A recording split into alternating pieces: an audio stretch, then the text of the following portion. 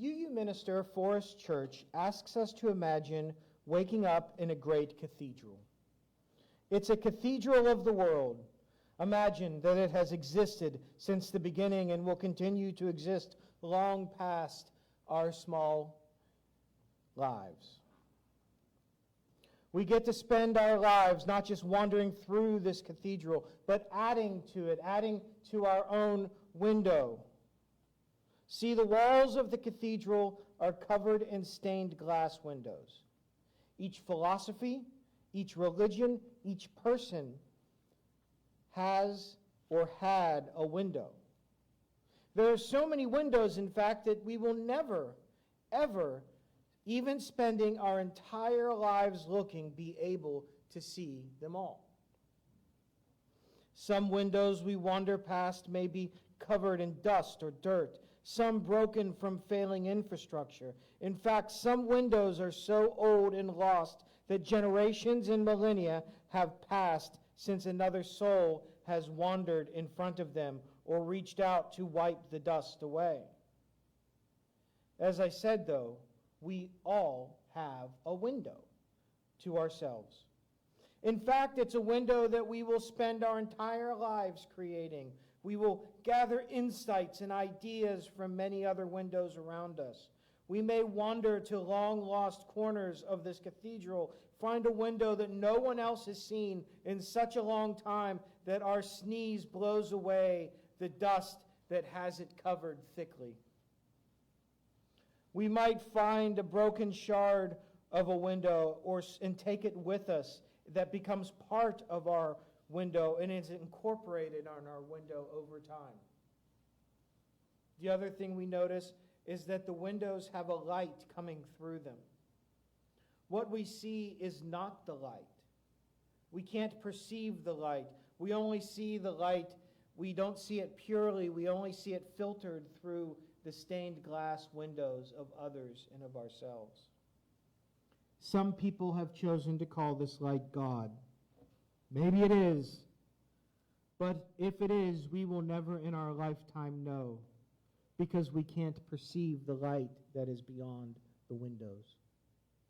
Forest Church says this is universalism. It's important when defining the term universalism to both acknowledge our heritage and understand that our heritage is simply a seed that has grown into a tree, or maybe even a seed that has fallen from a tree in the past and has grown into a stronger, newer tree. The universalist half of our heritage refers to Christian universalism, the idea that all people are saved by the sacrifice of Jesus Christ, regardless of their acceptance, articulating a belief that we will all be redeemed and we are all going to heaven. We are all one in the eyes of the Lord. This concept, rooted in God's grace, opposed the traditional Calvinist theology of limited atonement. For Universalists, atonement was not limited. It was for everyone and would be given by grace to everyone through the sacrifice of Jesus Christ. And it wasn't limited to heaven. Universalists were committed to rebuilding and making a better world here. Of course, modern Unitarian Universalism has moved beyond the language of Christian Universalism, while at the same time allowing for those who would like to hold on to it. We basically took the idea and we ran with it. Our universalism requires neither God nor the sacrifice of Jesus for our salvation. Our universalism is rooted in the idea that we are not fallen, that we have the resources to work towards a just and loving world. Our universalism has little to do with the world that follows this life, only to do with the world that we are currently living, the world beneath which our feet tread. But sometimes it's easier to define something by what it's not. Remember the cathedral of the world, the windows, the wanderers in this cathedral. Forest Church says, fundamentalists on the right and left claim that the light shines through their window only. Skeptics can make similar mistakes only to draw the opposite conclusion, seeing the bewildering variety of windows that there is no light. And I love the choice of words here, fundamentalists. He even kicks it up a notch and chooses a loaded word. And he's going to say, as he goes on to say, every generation, and this is Forest Church, every generation has its terrorists. Every generation has its terrorists for truth and God, hard-bitten zealots for whom the world is large enough for only one true faith. To church, the light is available. To Forest Church, the light is available to all through the different windows, regardless of the limitations placed by specific stories affirming their way is the only way. They are what Indian Muslim Eboo Patel calls religious totalitarians in his book, Acts of Faith.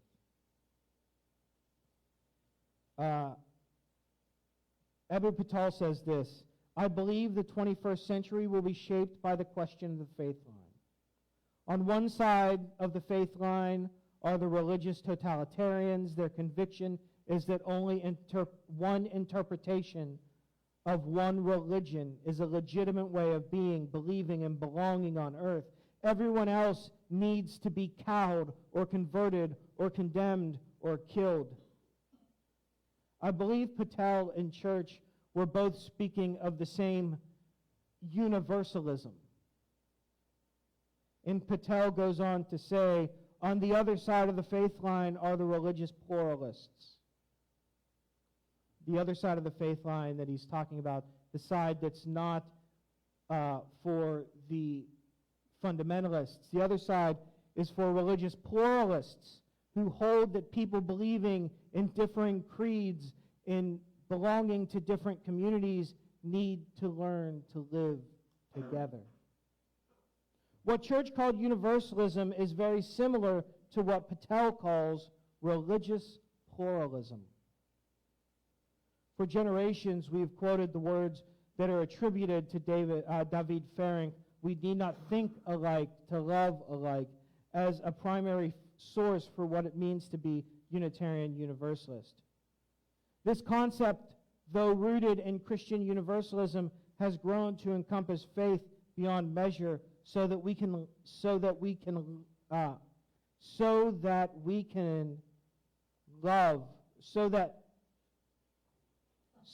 love is the spirit of the church as we profess on a weekly basis. This statement by our covenant central is important. It defines that canon by which we practice our faith. Love is to be the central ideal by which all things are judged. So I ask the question, is there love in Christianity? Is there love in Islam? Is there love in the pagan? Is there love in the Buddhist? Is there love in the humanist? Is there love in Judaism? See, regardless of our personal confessions and creeds, we ask the question, can we reach into these things, into these ideas, and can we extract love from them? Can we find buried within them the idea that all should love one another? Patel goes on to say, religious totalitarians have the unique advantage of being about to oppose. I'm so sorry, folks. Religious totalitarians have the unique advantage of being able to oppose each other and work together at the same time. Osama bin Laden says that Christians are about to destroy Muslims. Pat Robertson says Muslims want only to dominate Christians. Bin Laden points to Pat Robertson as evidence. Robertson points to bin Laden as proof. Bin Laden says he's moving Muslims to his side of the faith line. Robertson claims he's moving Christians to his. But if you look at a certain angle, you see that they are not opposing sides at all. I love this, and I remember hearing Patel say this live one year at General Assembly. They are not opposing sides at all. They are right next to each other, standing shoulder to shoulder in a most unlikely pair, two totalitarians working collectively against the dream of a common life together. These opposites he describes as on the same side as two totalitarians. Because pluralism is something that transcends creed and confession, especially when that pluralism is rooted in love. Because from Christianity, I can extract love. From Islam, I can extract love. From the pagan, I can extract love. From Buddhism, I can extract love. From Judaism, I can extract love. And clearly from humanism, I can extract love. Love exists in all these things, the general welfare of the human being, in hope for unity, in the warmth of a hug and smile. But it's not their creed that gives them this ideal. Creeds are about dogma. Love is about relationship. As Unitarian Universalists, we represent this idea with covenant. In fact, it is where we take this idea of pluralism. We take this idea of pluralism to the next level. Because Unitarian Universalism has more to do with how we believe than what we believe. We believe that different theologies and ideas need not sequester themselves from one another, but are stronger in direct communion together, drawing from the traditions to find the blessings of each other. This is our universalism. I cannot expect someone to love me because they're Christian, Muslim, or Jewish. I can only expect someone to love me if they are able to empathize with me. Patel goes on to say this: religious pluralism is neither mere coexistence nor forced consensus. It's a form of proactive cooperation that affirms the identity of the constituent communities while emphasizing that the well-being of each and all depends on the health of the whole. It is the belief that the common good is best served when each community has a chance to make its unique contribution. Proactive cooperation, such a beautiful idea. It means we don't cooperate just because we're stuck together. We cooperate because we know that we have a common, maybe a universalist ideal rooted in love. We are bound together. Our salvation then is not through the sacrifice of one person, but through the desire to lift up those that have been beaten down by systems of oppression. I am not saved individually. We are saved, and this salvation isn't about heaven. It's about a world that could be rooted in love and guided by cooperation, and we don't get there unless we're able to be pluralists. Because for Unitarian Universalists, the expression of love is not in being kind to people who think differently than we do, but inviting them in until they are a we. Not to change, but to covenant, knowing that we are better together, that iron sharpens iron.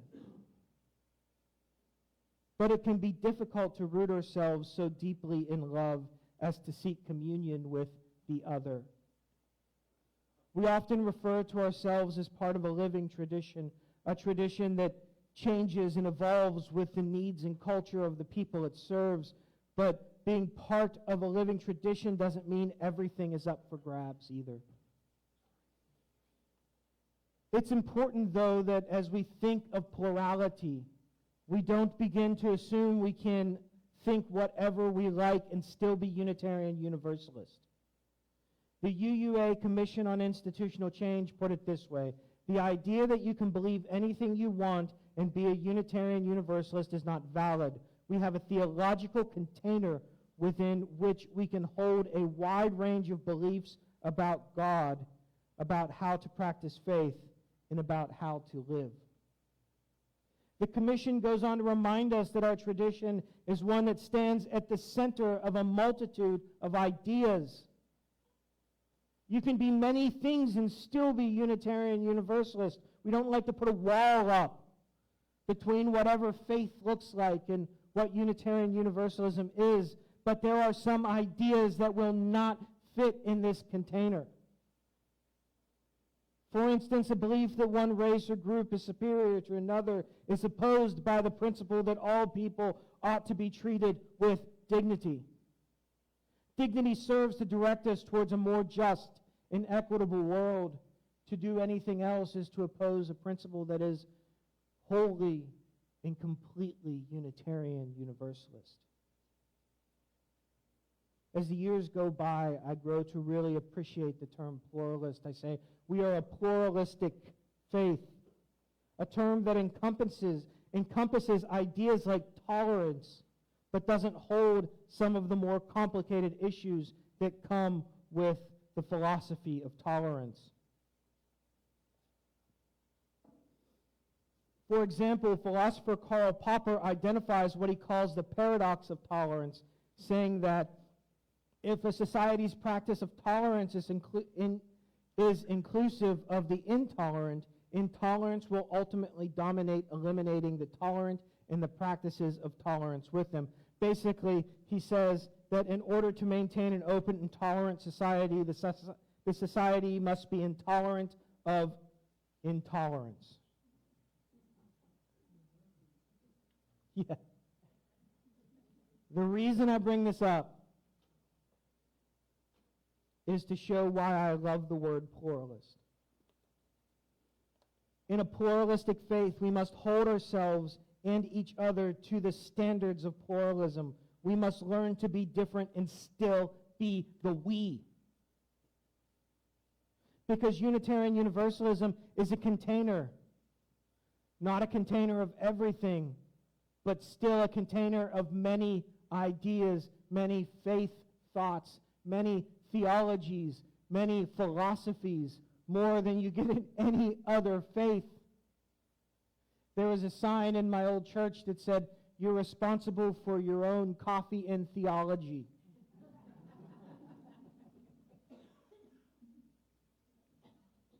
We are, to use Patel's words, we are called to a proactive cooperation.